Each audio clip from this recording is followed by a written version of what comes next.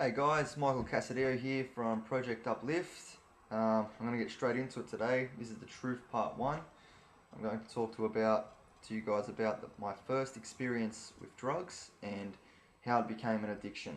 Now, I'm going to refer to my best friend as Mr. A. These videos aren't designed to incriminate anyone, simply for you guys to learn. If you know who Mr. A is, please don't reveal his identity. Now, me and Mr. A were best friends, still best friends to this day, and with best friends, you do everything together. Now, to give you a little bit of background information, when I was 17 years old, I had a very bad car accident. I nearly killed one of my best friends. I'm going to talk to you about that another day, but basically, I had no one except my family and Mr. A that stood by me. So, like I said, we did everything together, which included drugs. Now, my first experience, we were 18 years old, beginning of year 12, so we were partying a fair bit. We were sitting in this house with all our friends, and everyone was toking on crystal meth. And Mr. A came up to me and he goes, just have a toke of this. I'm like, all right, best friend, I trust him. And I just toked away. That was my first experience. Now, I didn't really like crystal meth. All it did was give me a bit of anxiety, maybe a little slight bit of euphoria, nothing too dramatic. But anyways, we were to a nightclub. Within 40 minutes, I was having bad headaches and I didn't know what was going on. Mr. A had disappeared. When he came back, I said, "Oh man," I said, "I'm getting these chronic headaches." Because yeah, you're supposed to retoke. I didn't even know. I didn't even know it was crystal meth at the time. To be honest, I was just doing what my friend was doing. But that led to a chain. Now, only working casual, didn't have much money. Drugs were an alternative to alcohol. You get a pill for $25. We used to halve it. $13, you can have a good night. So what we used to do is there was a club we used to go to every second weekend called Waves. And we agreed that every fortnight we'd just take half a pill and that was it. My first experience, I shit myself. I was like, I'm gonna die. You hear in high school you can die from a pill and stuff like that. Still didn't stop me from taking it. So the first time I took half a pill, sort of felt good, energetic. It was a lot cheaper than alcohol. Unfortunately, that experience led to me taking drugs pretty much every weekend from the age of 18 to 22. Now, I started chasing a peak, a high, if you will. So we were taking halves. It even got to a point where we couldn't do anything unless we were on drugs. We didn't want to go to a nightclub unless we took a substance. We were waiting in car parks for drug dealers, and it got to a point where we thought, well, maybe we can make a little bit of money on this. So I'd buy a little bit more for a cheaper price and sell a little bit off so mine were covered. And when you're in that zone, all you do is hang around with people that do the same thing. Like, we used to go on trips away just to get a high and then come back to escape from the world. Like, it was a really bad addiction, but it didn't seem like an addiction. That's the thing. At that point in time, that seemed normal.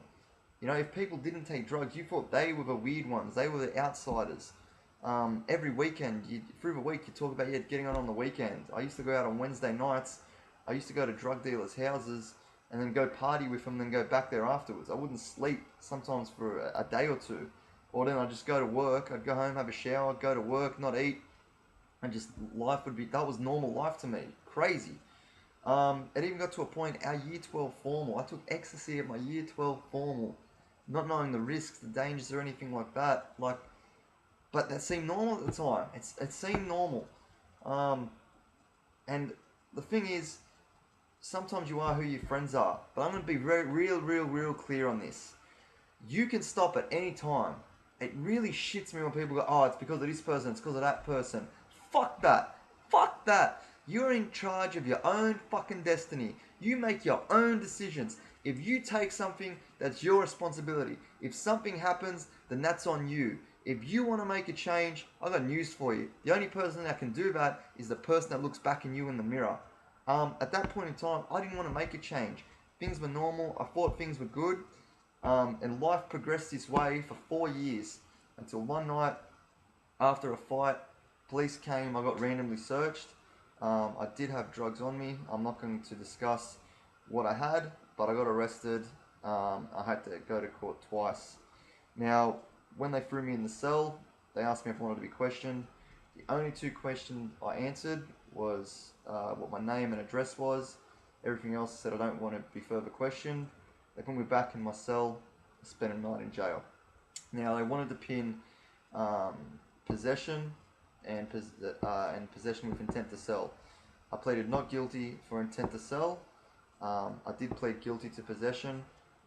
Thank God that came off, because when I was sitting there in front of the judge, he basically said to me, if I ever see you in this courtroom again, you're going straight to jail. Unfortunately, that didn't stop me. I did do drugs one more time before court, even though I knew the consequences. And then after court, after the judge put the fear of God in me, I quit the first time. You'll hear in my videos I quit 3 times. I quit for 12 months. I promised my mother I would never take drugs again, but I broke that promise. I still took them afterwards, and that just shows how much of an addiction that high can be. You might think it's normal. You think, oh, I'm only doing once every blue moon and stuff like that.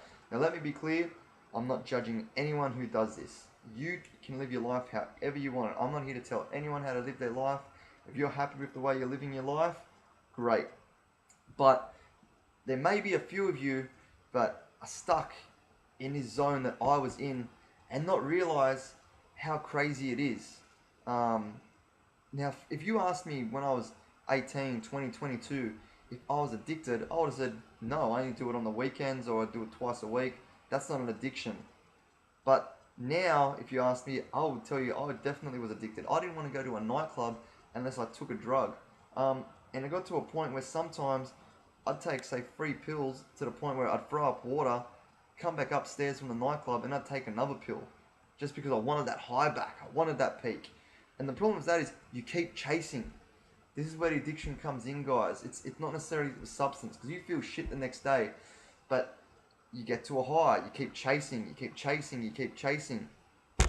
And the truth is, and I hope you guys don't judge me on this, but I didn't stop the second time until I almost overdosed. Like, I almost died. I had to focus so much.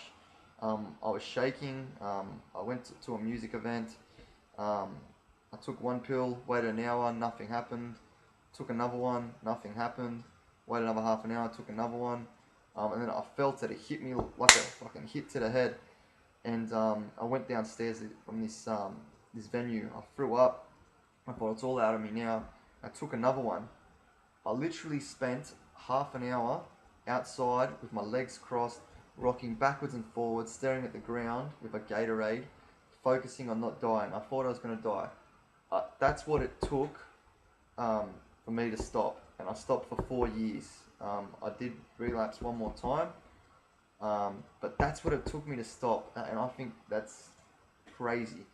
So, when the drugs, the thing is, it wasn't just pills. Like, it was a variety of things. Like, I've taken crystal meth, ecstasy, cocaine, Special K. If you don't know what that is, it's actually a horse tranquilizer that's been crystallized. Weed. And it was like I was in that circle, and it wasn't until I removed myself from that environment, till I stopped hanging around people that took drugs, that I became better. And like I said, it wasn't their fault. It was on me. But it wasn't until I sort of stepped back, I looked at the outside in, and I went, whoa, like, I wanted more. Like, I wanted to progress career-wise. I wanted to see the world. I wanted to travel. I wanted to have extravagant things. And the way I was going, I was just living a sort of a secret life. Like, I'd go to work, everything would be fine. I'd go to the gym, whatever. And then, but I'd be working for that high. I'd be working to save money to go to a nightclub and take drugs, or sit around the house and take drugs. Like, it's crazy. So look, all I wanted from this video was to share my story. Please don't judge me. I want to keep this a judgment-free zone. And the purpose of this is, you might be in this rut. You might think, how can I change? Like, and it might be you have to remove yourself from the people you think that are friends. Look, all that stuff was really hard for me to say. Think where you are. Think where you want to be. That's all I can say. It wasn't until I realized I wanted to travel and see the world, and I wanted to progress career-wise. I wanted to progress as a person.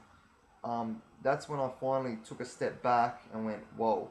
And the funny thing was, I went to Europe when I was 24. I did 10 countries in 8 weeks. I did that drug free, and that's when I came back, and something else happened. I started to have an appreciation for my passions. I really started getting more into the gym. I really started, instead of going to a nightclub to chase a high, I started appreciating the music, and now music has become one of my biggest passions. So I like to invite you guys to try something. If you feel you're in the certain situation that I was in when I was younger, I invite you to go to a music festival, substance free, and see if the music takes you on a journey. See if that's your passion. If it's not, maybe it's something you need to do anymore. Maybe you need to find your passion and chase that. Don't I don't like to tell people what to do, and I'm not telling you guys what to do, but if I could have my time again, I wouldn't waste it chasing a high. Chase your dreams. Don't chase that peak that a substance gives you. It's cosmetic. It's not real. Chase a peak. Chase a goal that is going to make you a better person, and try and make smarter choices. That's all I'm going to say. It took a lot for me to say what I did. Like I said, please guys, don't judge me. If you can learn from this video, great. If you're happy with where you are in life, that's okay as well. All I wanted to do was share my experience, not judge anyone, and maybe you guys can reflect on this. If you think you're in a similar situation and you do want to change, I'm here to tell you, you can. It's possible. Make an idea your life. Set a goal and become that goal. Become that idea, and become the best version of yourself, no matter what that is. This is Michael Casadeo. I will talk about the truth part 2 very soon. I'll talk about my relapse, how it affected me, how it affected my friends, why it happened, and I'll get into a few more sort of details of my life. Hopefully you guys can learn from it, maybe relate to it, and we'll go from there. Peace.